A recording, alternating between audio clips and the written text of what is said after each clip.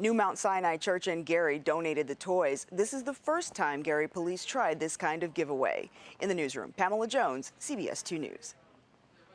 They've notified Lake County officials about the piles of mud and frozen horse manure and, of course, the condition of some of the animals they've seen out here. If the snow is piled up like this, almost knee-deep anywhere around your house, and you haven't gotten your mail, chances are it's waiting for you at your nearest post office.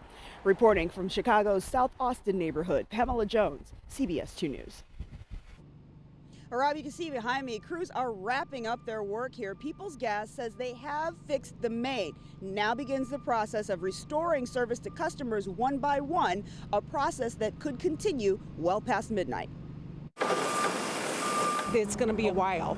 A while with no heat for residents, a long night of work for crews in this Beverly neighborhood near 100th Place and Prospect Avenue.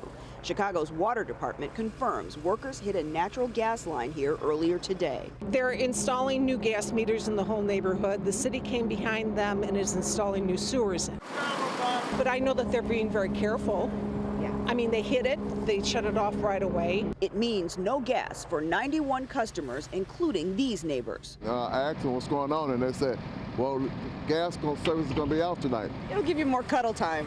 Yeah, for sure. At his age, you don't need to cuddle now. Inside their homes and others, the temp is gradually dialing down. It's at 60 now. I have a feeling that it's going to go down a little bit this evening. Now, there's a live look at what crews are doing right now. This was a brand new main that got hit while both gas and sewer lines were being upgraded in this area. People's Gas wants to give a little bit of a note to residents in this area. If you want to be awakened tonight by crews, please leave your porch light on. They will need to come into each house and check all appliances before restoring service. They'll knock on everybody's door, but if you have that porch light on, it means keep knocking until someone answers. I'm screaming because I thought this poor dog, and then they got my dog. Aww. Kathy Castro paints the tragic picture for every dog lover she sees, the nightmare of how her terrier Scruffy got run over by an SUV rolling through this park yesterday. The scene just off Lakeshore Drive near Foster. Police say gunfire from a white Jeep kicked off chaos. Out of the middle of nowhere, we heard a bunch of crack, crack, crack, which we thought were firecrackers, until we saw a car come barreling at us with guns pointing out of it, shooting randomly. She says she hid behind trash cans and watched the SUV make tracks, running right over another dog lover's dachshund. When the craziness calmed, she found Scruffy dead. Her whole side of her head was completely bashed in. Surveillance cameras at the nearby Park Tower condominiums caught some of what happened. Neighbors hope it will help police find suspects. We do have surveillance footage that the police are interested in. And I know it's just a dog. This was your heart, though. It was. And I feel so bad for all the parents out there who have lost their children this way, because this is my dog. I can't imagine a child. And with all the violence we have in the city, it's just, community has to stand up. We have to do something.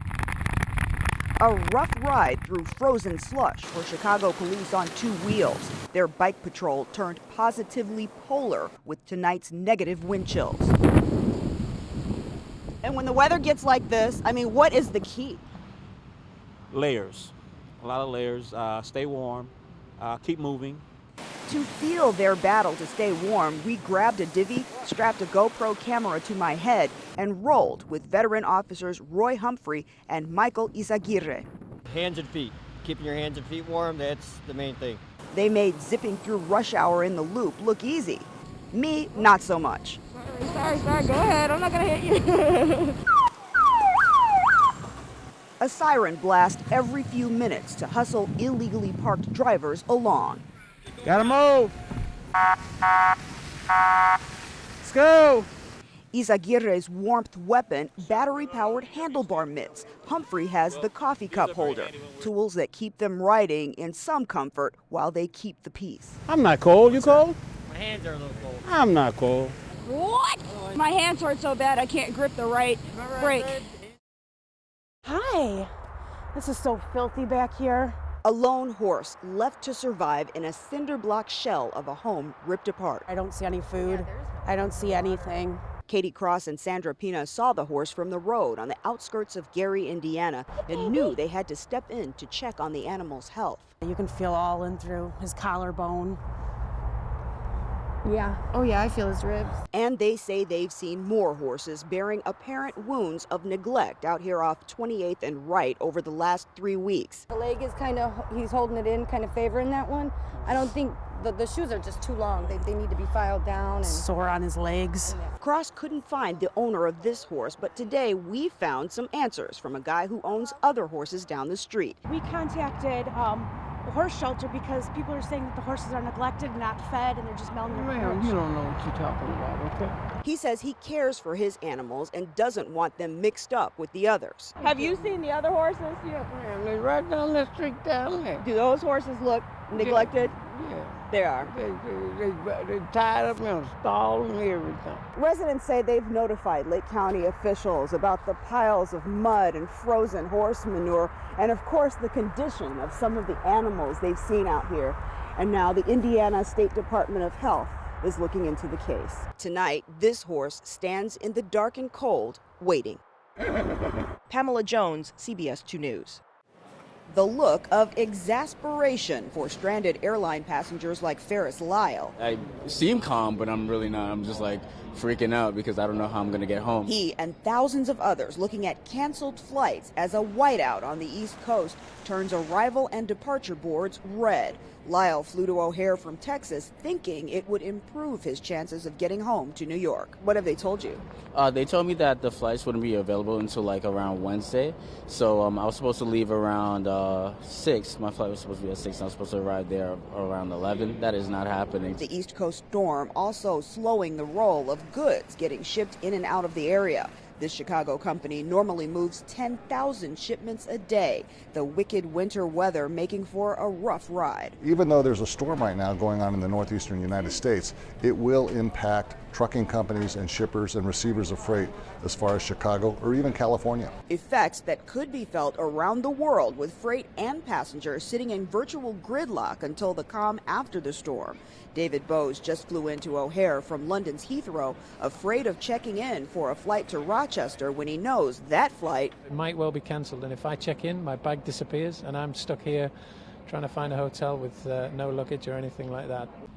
How you doing today, sir? What the hell is What's going on, man? Getting pulled over by the cops. I'm Officer Hall with the Gary Police Department. You're going a little too fast. Can feel like your life just took a wrong turn. We pulled you over because you ran the stop sign. Oh, man. Little driving no-nos got more than 30 drivers stopped in their holiday tracks in Gary. I don't know, because I knew he stopped at the stop sign. I can see that they were nervous. But seeing these dancing lights Here you go. actually led to some holiday cheer instead of tickets and tears. You all have a good Christmas. Trunks packed with treasures Bunny and a dog? from 4 teams of Gary police officers. Oh, I thought we didn't do something. No, you didn't do anything. We just want to spread some love from the city of Gary.